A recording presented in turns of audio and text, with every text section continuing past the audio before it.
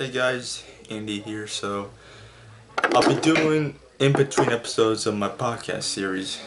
But the battery's off. 1 second. Yep, found it. Yeah, I've done a few episodes of my in between episodes of my podcast series, but I had to reset my laptop, so I might be remaking all my videos from like 2018, 2019 period. So I think I remember all the topics I've been discussing, such as food stamps, public freakouts, and personal audit videos. Plus, I got like a fourth topic, mostly pro-European parties. That's what I'm gonna be doing. So these will be acting like what the.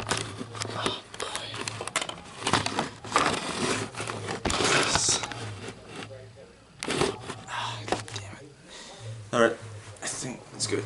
So, yeah, these episodes would be like, it's like to like to break into to break things up a little bit. So, these will be in between normal episodes of my podcast series. Yeah, I'm not gonna call them like mini episodes, but like I said, it's like to break things up. So I'll be doing 4. Well, maybe more of them. I think. Well, it depends if you guys ask for more episodes. So for the first episode, we'll be discussing food stamps. Now, for those that don't know what food stamps are, basically, low-income families have to apply for food stamps. Well, if like a member of the family is like disabled or something, well, this reminds me. It's time for personal story time. So, way back in 2006, 2007, probably 2008, or maybe later than that, after my dad left, well, my mom got sick and grandma had to take care of me and my mom.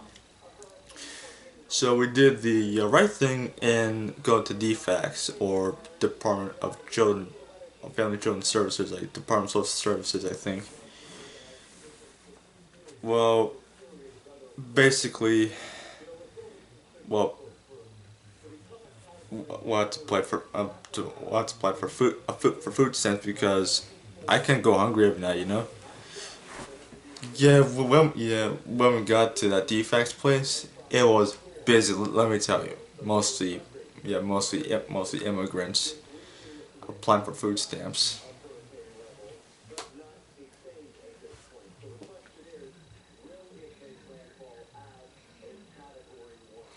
Alright, so according to Wikipedia,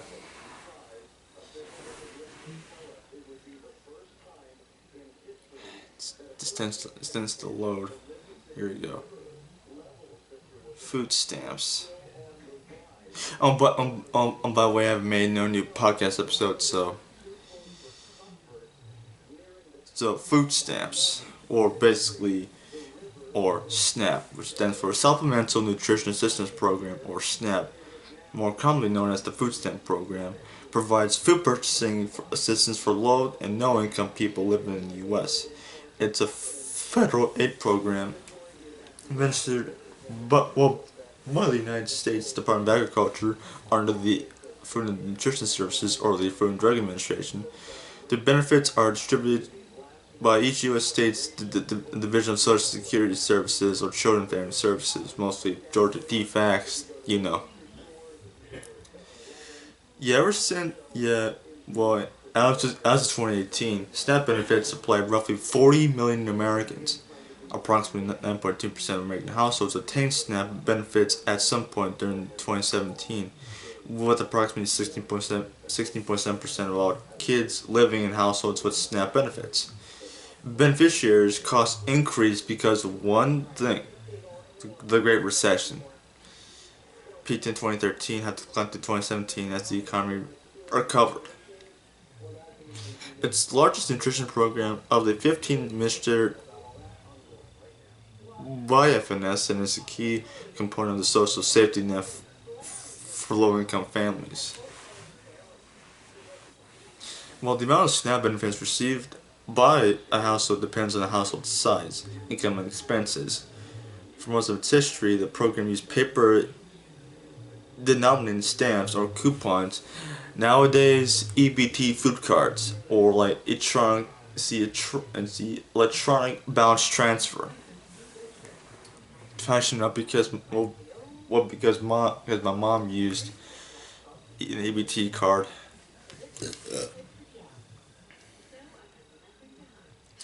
Plus, in the 1990s, the food stamp program was revamped in favor of specialized debit card known as electronic benefit transfer, AEV's close, provided by private contractors. EBT has been implemented in all states since June 2004. Each month, SNAP benefits are directly deposited into the household EBT card account via a phone call. Households may use EBT to pay for food at supermarkets, convenience stores, and other food retailers, including certain farmers markets. I'm not sure if restaurants accept EBT food cards. 1 second, let's look it up. See, do restaurants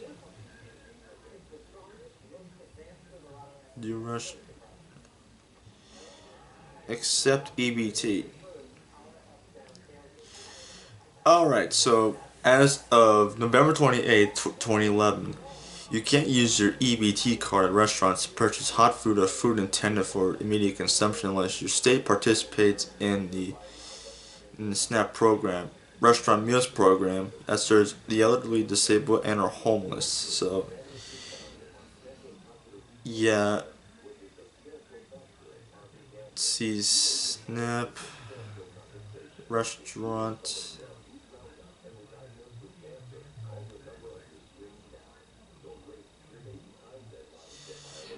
Alright, so according to the Department of Home, according to DHS, the restaurant meals program allows homeless, elderly, age 60 or over, and disabled supplemental assistance program households or SNAP households to use their SNAP benefits to purchase prepared meals using their SNAP EBT transaction cards at participating restaurants such as normal restaurants and fast food places, just name a few. Now this goes all the way back. The EBT stuff goes all the way back to the late 30s and early to mid 40s, mostly during the New Deal and during World War II. Now it says see the screenshot right here? What's a photograph of the first printing of food stamps. See right there? Yeah, back then they had like actual stamps. April 20th, 1939, the latest in the administration's plans, this was during FDR's, I think, third term, or probably second term, reduced the farm surplus, came off the press today at the Bureau of Engraving and Printing. See, orange stamps were good for any grocery item the purchaser choose, except drugs, alcohol, and items consumed on the premises. Blue stamps, however, bought only surplus foods, including dairy products, eggs, citrus, fruits, prunes, and yada yada yada. Yeah, mostly farm surplus, such as like beef, poultry, eggs, milk, you name it, it's all there. Now, the idea of the first food stamp program has been created to various people, most notably Secretary of Agriculture Henry A. Wallace and the program's first administrator, Mala Perkins, of the program. Perkins said, and I quote, "We got a picture of a gorge with farm surplus on one cliff and undernourished city folk with outstretched hands on the other." Yeah, this was during World War II. And also I think, during World War II, the government implemented like these ration stamps and ration books because wanted to put like a ration of everything such as like sugar, bananas, you name it, it's all there. Now, seriously, I think people like got excess goods. They're called surprisingly known hoarders, obviously. Yeah, this was during World War II, yeah. God. Over the course of nearly 4 years, the first FSP reached approximately 20 million people yet. Let's see. The program operated by permitting people on relief, such as like Social Security benefits, you name it, to buy orange stamps, equal to the normal food expenditures. For every $1 of stamps purchased, 50 cents worth of blue stamps were received. Orange stamps could be used to buy only any food. Blue stamps could be determined to buy food determined on the department to be surplus. Let's see. The program ended when the conditions that brought the program to being unmarketable food surpluses and widespread unemployment ceased to exist. Now here we go with the first pilot food stamp program, mostly during, this was during Kennedy's almost first term in office. The 18 years between the end of the first food stamp program and the inception of the next were filled with studies, reports, and legislative proposals. Prominent U.S. senators actively associated with attempts to enact the food stamp program during the period included George Aiken, Robert M. LaFollette Jr., Hubert Humphrey, Estes Crever, and Stuart Symington. From 1954 onwards, U.S. Representative Leonore Sullivan strove to pass food stamp program legislation. On September 21st, 1959, basically Public Law 86-341, authorized the Secretary of Agriculture to operate a food stamp system through January 31st, 1962. The Eisenhower administration never used the authority. However, in fulfillment of a campaign promise made in West Virginia, President John F. Kennedy's first executive order called for expanded food distribution, and on February 2nd, 1961, he announced that food stamp pilot programs would be initiated.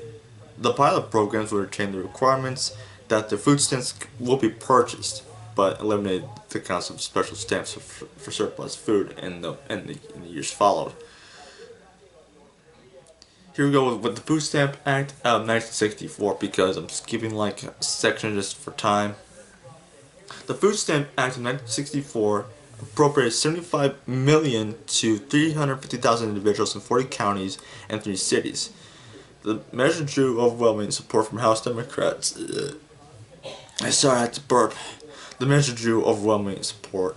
90% from urban areas and 96% from the suburbs and 87% from rural areas. Republican lawmakers opposed the initiative measure. Only 12% of urban Republicans, 11% from the suburbs, and 5% from rural areas voted affirmatively. President Lyndon Johnson hailed food stamps as a realistic and responsible step toward the fuller and wiser use of agricultural abundance. Unquote, obviously. Rooted in congressional log rolling, the act was part of a larger appropriation that raised supports for cotton and wheat.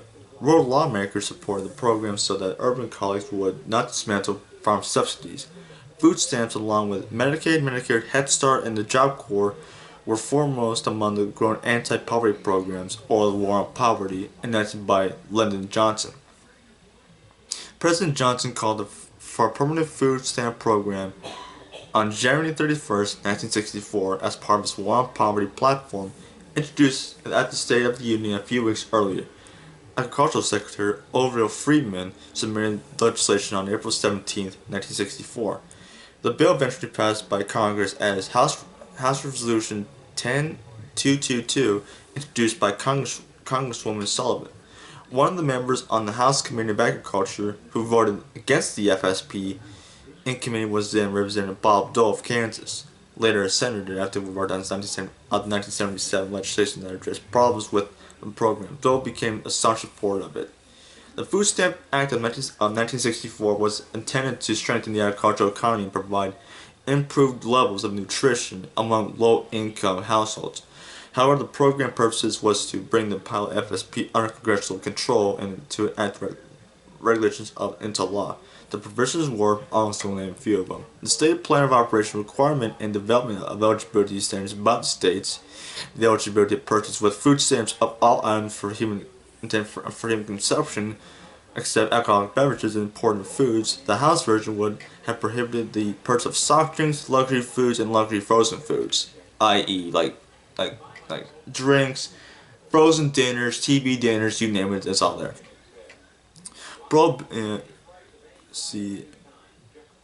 So what also it's against discrimination on basis of race, religious creed, national origin, or political beliefs.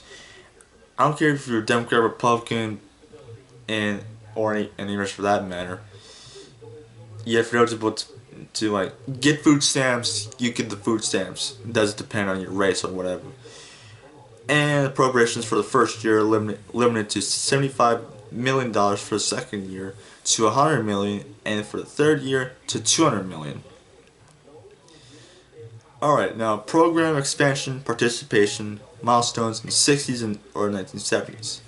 In April 1965, participation topped 500,000 actual representation was 561,261 people. Participation topped 1 million in March of 1966, 2 million a year later, and by 1969, 3 million people, and 4 million in February 1970, 5 million a month later, 6 million, then 10 million, then 50 million in October of 1974. This was during Nixon's administration, I think. Rapid increases in participation during this period were primarily due to geographic expansion, i.e., more people coming in. Major legislative changes. So, in the early 1970s were a period of growth in participation, concerned about the cost of providing food stamp benefits, and questions about administration, primarily timely certification. During this time, the issue was framed that will dominate food stamp legislation ever after: how to balance program access with program accountability. On January 11th, 1971, PL 91671 established uniform national standards of eligibility and work requirements, required that allotments be equivalent to the cost of a nutritionally adequate diet, limited households' purchase requirements to 30% of their income, instituted an outreach requirement. Once authorized the Agricultural Department to pay 62.5% of specific administrative costs incurred by states, expanding the FSP to Guam, Puerto Rico, and Virgin Islands. See, territories get it too, of the United States, and provided $1.75 billion appropriations for the fiscal year of 1971. Agriculture and Consumer Protection Act of 1973, or Public Law 93-86, on August 10, 1973, required states to expand the program to every political jurisdiction before July 1st, 1974, expanded the program to drug addicts and alcoholics in treatment and rehab centers, established semi-annual allotment adjustments, bi-monthly issuance, and to SSI, or Supplemental Security Income, or cash out, which give the option to states to issue food stamp benefits to SSI recipients in the form of their estimated cash value consolidated within the SSI grant, in order to reduce administrative costs. Introduced statutory complexity in the income definition by including in-kind payments and providing an accompanying exception, and required the department to establish temporary eligibility standards for disasters, i.e., if there's like a death in the family or some along those lines.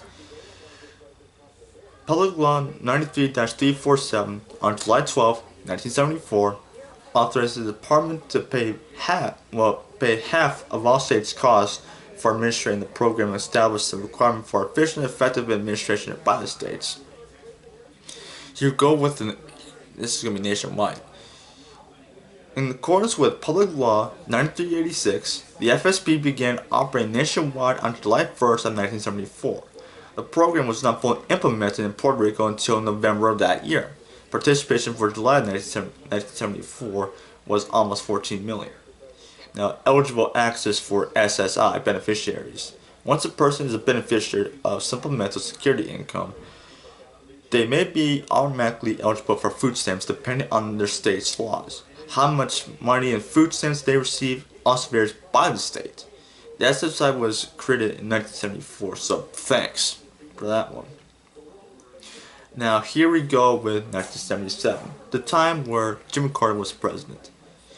Both the outgoing Republican administration and the new Democratic administration offered Congress proposed legislation to reform the FSP in 1977. So the Republican bill starts targeting benefits to the neediest, simplifying the administration, tightening controls on the program. The Democratic bill focused on increasing access to the most in need and simplifying and streamlining a complicated and cumbersome process that delayed benefit delivery, as well as reducing errors and curbing abuse. The chief force of the Democratic administration was Robert Greenstein, administrator of the FNS, or Food and Nutrition Service.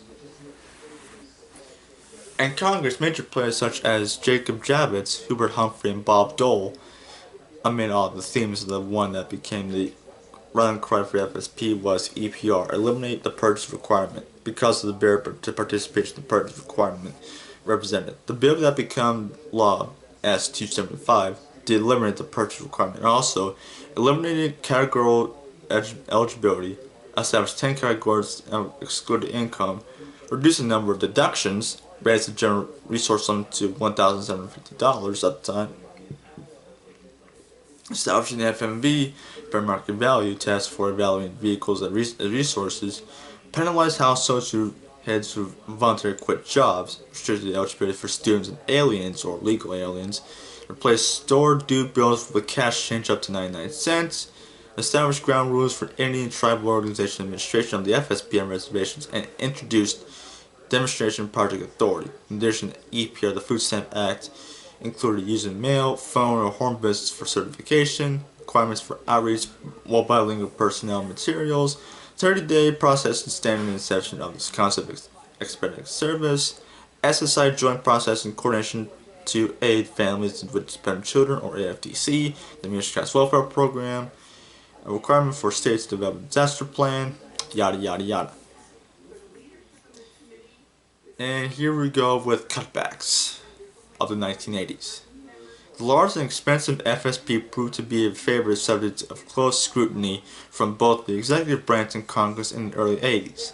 Major legislation in 1991 and 1982 enacted the cutbacks, including addition of a gross income eligibility test in addition to net income test for most households, temporary freeze on adjustments of the sheltered deduction cap and the standard deduction and constraints on future adjustments, annual adjustments of food stamp allotments rather than semi-annual, prohibition against using federal funds for outreach, required periodic reporting retrospective budgeting, replacing the FSP in Puerto Rico with a block grant for nutrition assistance, and counting retirement accounts and resources, among others. I forgot to mention the EBT began in Reading, Pennsylvania in 1984. Mid to late 1980s, here we go.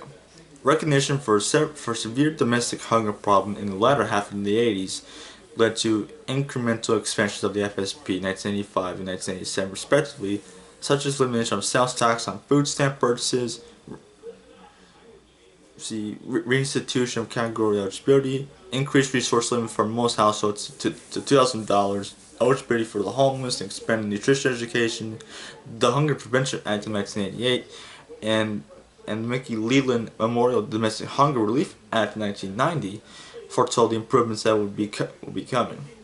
The 1988-1990 legislation covers the following: increasing benefits by applying a multiplication factor and thrifty food plan costs, making outreach an optional activity for states, excluding advanced earned income tax credits as income, establishing EBT as an issuance alternative, and authorizing nutrition and education grants, among other things. 1993 Mickey Leland Childhood Hunger Relief Act. By 1993, well, this was during like the final year of George H.W. Bush's presidency, major changes in food stamp benefits had arrived. The first legislation provided for $2.8 billion. Well, I think it's like Bill Clinton's presidency, I think. let's see, eliminated the shelter deduction cap beginning on New Year's Day 1997, providing a deduction for legally binding child support payments made to non-household members, raising the cap on dependent care deduction from $160 to $200 for children under 2 years old and $175 for all dependents. Improving employment training, E&T dependent care reimbursements, increasing the FMV test for vehicles from $4,550 on September 1st, 1994 to $4,600 on October 1st, 1995. The annual reduction in value from $5,000 on October 1st, 1996. Mandating asset accumulation demonstration projects and simplifying the household definition. And here we go with 1996. We're almost there to the new millennium, guys. 1996 welfare reform and subsequent amendments. This was during Bill Clinton's second term in office. In the mid-1990s was a period of welfare reform. Prior to 1996, the rules for the cash welfare program, Aid to Families with Dependent Children, or AFDC, were waived but for many states, with the enactment of the 1996 Welfare Reform Act, called the Personal Responsibility and Work Opportunity Reconciliation Act, or PRWRA, AFDC and Entitlement Program, was replaced with a new block grant called the TANF, or Temporary Assistance for Needy Families. Although the food stamp program was reauthorized in the 1996 Farm Bill, the 1996 Welfare Reform made several changes to the program, including denying eligibility for food stamps to most legal immigrants who had been in the country less than 5 years, placing a time limit on food stamp receipt of 3 out of 36 months for able-bodied adults without dependents who are not working at least 20 hours a week or participating in a work program, reducing the maximum allotments to 100% for the change for the 50 food plan from 100% of the change of the TFP. Freezing standard deduction, the vehicle limit, and the minimum benefit, requiring all states to implement EBT before 2002, and revising provisions for disqualification, including the comparable disqualification and other means testing programs. As a result of all these changes, participation rates plummeted, according to the Slate Online magazine. The Balanced Budget Act of 1997 and the Agricultural Research, Education, and Extension Act of 1998 made some changes to these provisions, including but not limited to, allowing states to exempt up to 50% of able-bodied adults without dependents who would otherwise be ineligible, restoring the eligibility of certain elderly, disabled, and minor immigrants who resided in the U.S. when the 1996 Welfare Reform Act was enacted, and cutting administrative funding for states to account for certain administrative costs that previously was allocated of the AFDC program and were required to be allocated for the FSP. And here we go with EBT. In the late 1990s, the food stamp program was revamped, with some states phasing out actual stamps in favor of EBT, provided by private contractors. Many states merged the use of EBT card for public welfare programs as well as cash assistance. The move was designed to save the government money by not printing the coupons, make benefits available immediately instead of requiring the recipients to wait for mailing or picking up the booklets in person, and reduce theft, obviously. Renaming the food stamp program. As of 2008, the renamed food stamp program to the Supplemental Nutrition Assistance Program, or SNAP, beginning in October of 2008, just 1 month after. It's 1 month before the 2008 presidential elections, and replaced all references to stamp or coupon in federal law with card or EBT. Now here we go, 2009 to 2013. This was during Obama's first term. SNAP benefits temporarily increased with the passage of the American Recovery and Reinvestment Act in 2009, a federal stimulus package to help Americans affected by the Great Recession of 2007, beginning in April 2009. And continued through the expiration on November 1st, 2013, the ARRA appropriated, and get ready for this, $45.2 billion to increase monthly benefit levels to the average cost of $133. This amounted to a 13.6% funding increase for SNAP recipients. This temporary expansion expired on November 1st, 2013, resulting in a relative benefit decrease for SNAP households on average. The benefits decreased by 5%. According to the Center on Budget and Policy Priorities report, the maximum monthly benefit for a family of 4 dropped from $668 to $632, while the maximum monthly benefit for an individual dropped from $200 to $189. As of June 2014, Mother Jones, what's that? The magazine, by the way, reported that overall 18% of all food benefits is spent at Walmart, and that Walmart had submitted a statement to the U.S. Securities and Exchange Commission, and here we go. Our business operations are subject to numerous risks, factors, and uncertainties. These factors include changes in the amount of payments made under the SNAP plan and other public assistance plans. Companies have lobbied on behalf of SNAP include PepsiCo and Coca-Cola and the grocery chain Kroger. Kraft Foods, which receives 1/6 of its revenues from food stamp purchases, also posts food stamp cuts. Now here we go with eligibility. So if you guys who are watching this who are eligible, I'll give some free advice. Because SNAP is a means-tested program, recipients must meet all eligibility criteria in order to receive benefits. There are income and resource requirements for SNAP, as well as specific requirements for immigrants, elderly persons, and persons with disabilities. Income requirements. For income, individuals and households may qualify for benefits if they earn a gross monthly income that is 130% or less of the federal poverty level for a specific household size. For example, the SNAP eligible gross monthly income is $1,245 or less for an individual. For a household of 4, the SNAP eligible gross monthly income is $2,000, well, it's almost $2,000 or less. Gross monthly income is the amount of an individual makes each month before any deductions, i.e. taxes, insurance, pension programs, etc. Work requirements. Certain work requirements need to be met for able-bodied adults without dependents. Resource requirements. There's also a resource requirement for this. Although eligibility requirements vary slightly from state to state. Generally speaking, households may receive up to $2,250 in a bank account or other accountable sources, i.e. savings account, checking account, you know. If at least one person is age 60 or older and or has disabilities, households may receive $3,500 in accountable resources. I'm just going to skip the housing expenditure, but, well, I'll read the deductions. Standard deduction as subtracted from income for all recipients, an earned income deduction reflecting taxes and work expenses, a deduction for dependent care expenses relating to work or training, deduction for child support, deduction for medical expenses, deduction for excessively high shelter expenses, i.e. like mortgage or rent. Immigrant status, here we go. The 2002 Farm Bill restores SNAP eligibility to most legal immigrants that have lived in the country for 5 years or are receiving disability-related assistance for benefits or have children under 18. If the kid's over 19, you're not eligible. Certain non-citizens, such as those admitted for humanitarian reasons, and those admitted for permanent residence, may also be eligible for SNAP.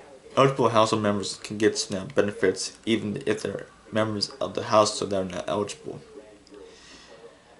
So, eligible food items under SNAP include fruits and vegetables, bread and cereals, dairy products, meats, fish, and poultry. But applying for SNAP, applicant must first fill a program application and return it to the state or local SNAP office, i.e. DFACS.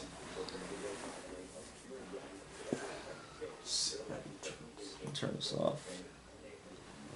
So that's TV's right now. Each state has a different application, which is usually available online. There is more information about various state application processes, including locations of SNAP offices in various states, displayed and an interactive outreach map found on the FNS website. Well, I think it's like one of them right here in Georgia, DFACS, no doubt. It's right across from the Cobb Civic Center. You can't miss it. Individuals eligible for PEO SNAP benefits may use the uses the food services SNAP screening tool, which can help gauge eligibility. See, plants and seeds are fit for household consumption, like sunflower seeds. Additionally, restaurants operating in certain areas may be permitted to accept SNAP benefits from eligible candidates, like elderly, homeless, or disabled people, in return for affordable meals. However, the USDA clearly mentions that households cannot use SNAP benefits to purchase wine, alcohol, cigarettes, tobacco, certain non-food items such as like soaps, paper products, and deodorants, household supplies, and pet foods. Hot foods, food items are consumable in the store. Vitamins and medicine, soft drinks, candies, cookies, snack crackers, and ice cream are classified as food items and are therefore eligible items. Seafood, steak, and bakery items are also eligible. Energy drinks have a nutrition facts label are eligible foods, but energy drinks which have a supplemental facts label are classified by the FDA as supplements and therefore can't be eligible. Live animals and birds can't be purchased, but live fish and shellfish are eligible foods. Pumpkins are eligible, but not inedible gourds, and mental pumpkins are not. Gift baskets contain both food and non-food items are not eligible for purchase with SNAP benefits if the value of the non-food items exceeds 50% of the food price, such as birthday and other special occasion cakes are eligible as long as the value of non-edible decorations does not exceed 50% of the price. State options. States are allowed under the federal law to administer the SNAP in different ways. As of April 2015, the USDA had published 11 periodic state options reports outlining variations in how states have administered the program. In April 2015, SNAP statutes, regulations, and waivers provide state agencies with various policy options. Certain options may facilitate design goals such as removing and reducing barriers to access for low-income families, for example. State and counties with highest use of SNAP per capita. So, District of Columbia has 23% of the population, and Louisiana has the lowest, 19%. Nice. As of 2009, figures report by state agencies, the USDA Census Bureau had complied the individual counties, such as in Alaska, for example. Well, see, Kentucky and South Dakota, counties in those areas have 49% of the population. That's almost half. Impact. During the Great Recession of 2008, SNAP participation hit an all-time high.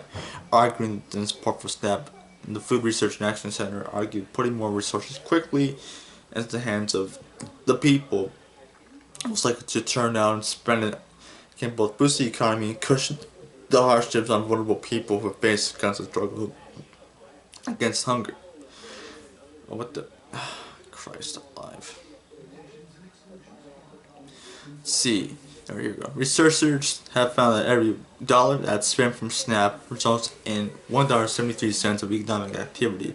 In California, the cost-benefit ratio is even higher. For every $1, it's between $2.67 and $8.34 is saved in healthcare costs. The Congressional Budget Office has also had an increase in SNAP benefits as one of the most cost-effective of all spending tax options examined for boosting the growth and jobs in the weak economy. A summary of the statistical report indicated that an average of 44.2 million people used the program in the fiscal year 2016, down from 45.8% in 2015 and below the 2013 peak of 47.6 million. SNAP is able to support 3/4 of those eligible for the program. Nearly 72% of SNAP participants are in families with children. More than 1/4 of participants are in households with seniors or people with disabilities. As of 2013, more than 15% of the U.S. population received food assistance, and more than 20% in Georgia, Kentucky, Louisiana, New Mexico, Oregon, and Tennessee. Washington, D.C., however, was the highest share of the population to receive food assistance at over 20%. Now, health. A 2018 study found that toddlers and preschoolers in households with access to food stamps had better health outcomes at ages 6 to 16 than similar children who did not have access to food stamps. Food security and insecurity. While SNAP participants and low-income non-participants spend a similar amount on food spending, You see, this is believed that to be a reflection of wealth in individuals who take the time to apply for SNAP. The SNAP participants tend to be, on average, less food secure than low-income non-participants. Now, here go with poverty out, for example. In a given period, in periods of economic recession, SNAP enrollment tends to increase, and in periods of prosperity, SNAP participation tends to be lower. Unemployment is therefore also related to SNAP participation. However, ERS, that stands for Economic Research Service, data shows that poverty and SNAP participation levels have continued to rise to fall in 2008 recession, even though unemployment rates have leveled off. Poverty levels are the strongest correlates for program participation. Alright.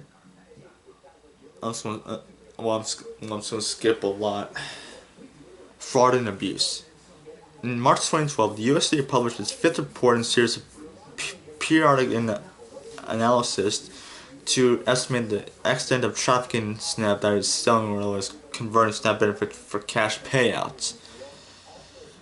The FAA has aggressively acts to control trafficking by using SNAP purchase data to identify suspicious transaction patterns, conducting undercover investigations, and collaborating with other investigative agencies such as the FBI, for example. Trafficking diverted an estimate 1 cent for each SNAP dollar, which means $330 million per year from SNAP benefits from 2006 to 2008. Trafficking has declined over time from near 4% in the 1990s. About 8.2% of all stores trafficked from 2006 to 2008 compared to 10.5% of SNAP authorized stores involved in trafficking in 2011. A variety of store characteristics and settings were related to the level of trafficking.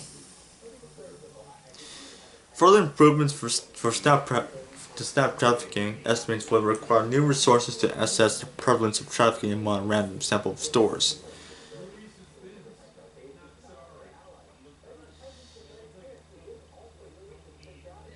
Now, here we go with the background of it. The 2008 Farm Bill authorized $20 million to be spent on pilot projects to determine whether incentives provided to SNAP recipients at the point of sale would increase the price of fruits, vegetables, and other healthful foods. 15 states were expressed interest in having the pilot program, and ultimately 5 states submitted applications to be considered for HIP. In Hampton County, Massachusetts was selected as the Healthy Incentives Pilot site.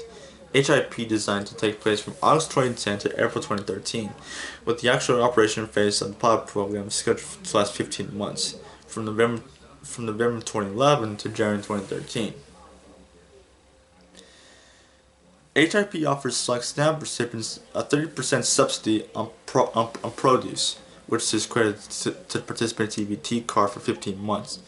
7,500 households will participate in HIP, an equal number will not. The differences between the two groups will be analyzed to see the effects of the program. Produce under the HIP defined as fresh, frozen, canned, or dried fruits and vegetables that do not have sugar, fat, salt, or oil for that matter. Proposes to restrict junk food or luxury items. So here we go. Periodically, proposals have been raised to restrict SNAP benefits from using to purchase items such as junk food or luxury items. However, the Congress and Department of Agriculture have repeatedly rejected such proposals on both administrative and personal freedom grounds. Well, burden freedom grounds, obviously. See, the Food and Nutrition Services noted in 2007 that no federal standards exist to determine which foods can be considered healthy or not, that vegetables, fruits, grain products, and meat alternatives account for nearly 3/4 of the money value for food stamps households, and that food stamp recipients are no more likely to consume soft drinks than are higher than income levels individuals, less to consume sweet and salty snacks. Thomas Farley and Russell Sykes argued that the USDA should reconsider the possibility of restricting junk food purchases with SNAP in order to encourage healthy eating, along with incentivizing purchase of healthy items through a credit or rebate program that makes foods, fresh vegetables, and meat cheaper. They also noted that many urban food stores do poor job of stocking healthy foods, instead in favor of high processed items. And so there you guys have it, food stamps. So in a time of recession, to sum it up, in if unemployment goes down, the the SNAP participation rate goes down too. If it goes up, same thing. If unemployment goes up, participation goes up too.